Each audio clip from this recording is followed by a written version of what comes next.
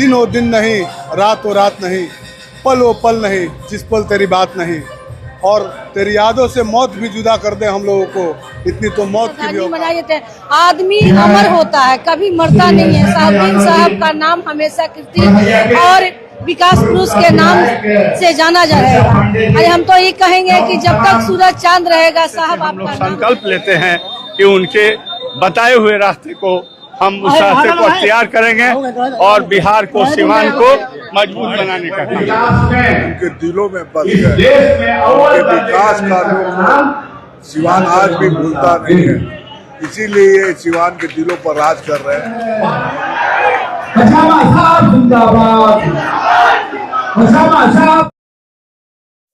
दिवंगत पूर्व सांसद डॉक्टर मोहम्मद शहाबुद्दीन की चौथी पुण्यतिथि आज सीवान के टाउन हॉल में बड़े ही श्रद्धा और उत्साह के साथ मनाई गई।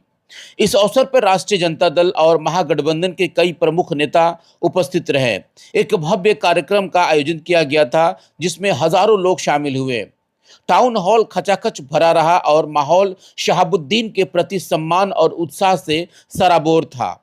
कार्यक्रम में सीवान सदर के विधायक औध बिहारी चौधरी, रघुनाथपुर के विधायक हरिशंकर यादव, बढ़हरिया के विधायक बच्चा पांडे सहित एमएलसी विनोद जायसवाल और राष्ट्रीय जनता दल के लगभग सभी नेता मौजूद रहे। सभी नेताओं ने अपने अपने विचार साझा किए और शहाबुद्दीन के सामाजिक और राजनीतिक योगदान को याद किया गया। कार्यक्रम का मुख्य आकर्षण रहे शहाबुद्दीन के पुत्र ओसामा साहब, जिनके आगमन पर टाउन हॉल शहाबुद्दीन अमर रहे और ओसामा साहब जिंदाबाद के नारों से गूंज उठा। उनके प्रवेश के साथ ही उपस्थित जनसमूह का उत्साह चरम पर पहुंच गया। एक खास कार्यक्रम देखिए यस 24 न्यूज का। आज तो हमारे मरहूम पूर्व सांसद, हम सबों के गार्जियन और विकास पुरुष मोहम्मद शहाबुद्दीन साहब की आज चौथी पुण्यतिथि है। मैं आज उन्हें अश्रुपूर्ण श्रद्धांजलि देती हूँ। नम्र आंखों से मैं उन्हें श्रद्धांजलि देने का काम की हूँ और निश्चित ही आने वाला समय आज बड़े जोरों खरोशों के साथ श्रद्धांजलि मनाई जाते हैं। आदमी अमर होता है, कभी मरता नहीं है। साहबुद्दीन साहब का नाम हमेशा कीर्ति और विकास पुरुष के नाम से जाना जाएगा। आज हम तो ये कहेंगे कि जब तक सूरज चांद रहेगा साहब, निश्चित ही आने वाला समय ओसामा बाबू के हाथों में होगा और हम चाहेंगे कि सबकी श्रद्धांजलि उस दिन होगी जब सारे समाज, सारे कौम के लोग, आरजेडी परिवार ओसामा बाबू को आगे बढ़ाए और सीवान की विकास करने में हमारी भागीदारी। बिल्कुल बिल्कुल, आइए मैडम थोड़ा सा आ जाइए सामने। आज क्या कहेंगे आप आज के इस अवसर पे, क्या कहेंगे? जी, हम सभी बहुत गमगीन अवस्था में हैं। हमारे मरहूम डॉक्टर मोहम्मद शहाबुद्दीन साहब की चौथी पुण्यतिथि का एक आयोजन राष्ट्रीय जनता दल के द्वारा किया गया है और आप देख रहे हैं कि साहब आज भी हमारे दिलों में वैसे ही हैं और हमेशा रहेंगे। कितनी भारी तादाद में लोग अपने साहब को श्रद्धांजलि सुमन अर्पित करने के लिए आए हुए हैं और पूरा सीवान उनकी इस कमी को आजीवन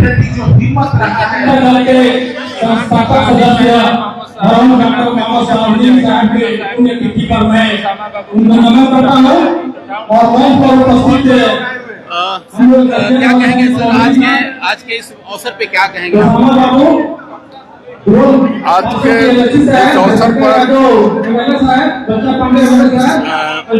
शहाबुद्दीन साहब के चौथी पुण्यतिथि पर उनको श्रद्धा सुमन अर्पित करने आए थे। हम अर्पित किए उनको और इस अवसर पर सभी लोगों से अनुरोध कर रहे हैं कि आप लोग ओसामा बाबू को, चूंकि ओसामा बाबू शहाबुद्दीन साहब के अश्क मिलता है और ओसामा बाबू से हम लोग की उम्मीद है, हम लोग उनके साथ कदम से कदम मिलाकर चलेंगे, डॉक्टर शहाबुद्दीन साहब के अधूरे सपने को पूरा करेंगे। ये सीवान के दिलों पर राज करते थे। आज जो टाउन हॉल के अंदर अब बाहर जो भीड़ लगी हुई साफ दिख रहा है कि पूरे सीवान के दिलों पर ये राज करते थे। आज उनकी चौथी श्रद्धांजलि है। इस अवसर पर मैं पैदा करने वाले नेता को, उनके कर्मों का सभी वर्गों को लेकर चलते थे, सभी धर्मों को लेकर चलते थे, चाहे गरीब हो, चाहे हिंदू हो, चाहे मुसलमान हो, चाहे सिख हो, चाहे ईसाई, ये सब धर्म को लेकर चलने का नतीजा ये रहा कि सारे चाहने वाले सिवान में जिस वर्ग के उनके दिलों में बस गए। उनके विकास कार्यों को सिवान आज भी भूलता नहीं है, इसीलिए ये सिवान के दिलों पर राज कर रहे हैं। कमी तो नहीं पूरी की जाएगी, लेकिन जो उनके पुत्र ओसामा साहब आए हैं, मैं उम्मीद करता हूँ वो सिवान के मोहम्मद शहाबुद्दीन साहब एक कमेटी गठित हुई है जिस कमेटी का ये किया गया है कि उनका पुण्यतिथि और जन्मतिथि दोनों को मनाया जाए। इसके बारे में भी जरा कुछ बताएं आप। नहीं, उसके बारे में हम विशेष कुछ जानकारी नहीं। आज मीटिंग होने जा रहा है। 22 तारीख को मीटिंग हुई थी सदर विधायक की, आज इसमें निर्णय लिया गया था। मतलब 10 दिन बाद तो अभी हम लोग चलकर मीटिंग करेंगे। हमारे नेता आप बोल रहे हैं कि अभी चल रहा है, तो जैसा निर्णय सभा में क्या कुछ करेंगे जरा बता दें। श्रद्धांजलि सभा शोक के दुख के साथ मनाया गया और सब लोगों ने उनके व्यक्तित्व और कृतित्व पर चर्चा किया और लोगों ने संकल्प लिया कि शहाबुद्दीन साहब के जो विकास के रास्ते थे, न्याय के रास्ते थे, एकजुटता एकरूपता के रास्ते थे और सब लोगों को सप्रेस्ड क्लास को सहयोग करने के जो रास्ते थे, हम लोग कि उनके बताए हुए रास्ते को हम उस रास्ते को अख्तियार करेंगे और बिहार को, सीवान को मजबूत बनाने का काम करेंगे। देखिए, इस महान शख्सियत के बारे में क्या कहना है। सीवान का पहचान पूरे भारत में करवाने वाले राजेंद्र प्रसाद के बाद, स्वर्गीय उमाकांत बाबू के बाद कोई है तो डॉक्टर मोहम्मद शहाबुद्दीन साहब थे। तो आज 4 साल इनके मरे हुए, मतलब देहांत हुए हो गया। उसके बाद भी आज भी राजनीतिक धुरी, राजनीति का केंद्र आज भी सीवान में उन्हीं के नाम से चलता।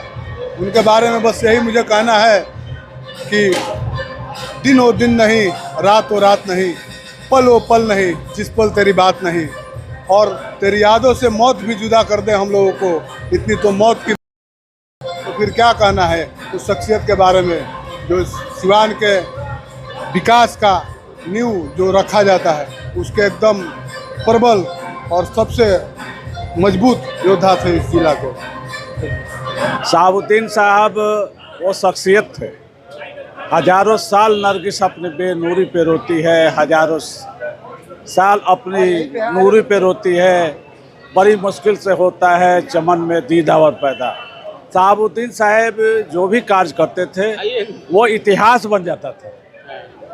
उन्होंने यहाँ स्वास्थ्य समिति का गठन किया और भाजपा के विधायक आए, यहाँ का कार्य देखकर जाकर विधानसभा में कहा कि इस तरह की समिति पूरे बिहार में होना चाहिए, और आज सरकार ने इस तरह की समिति पूरे बिहार में गठन किया।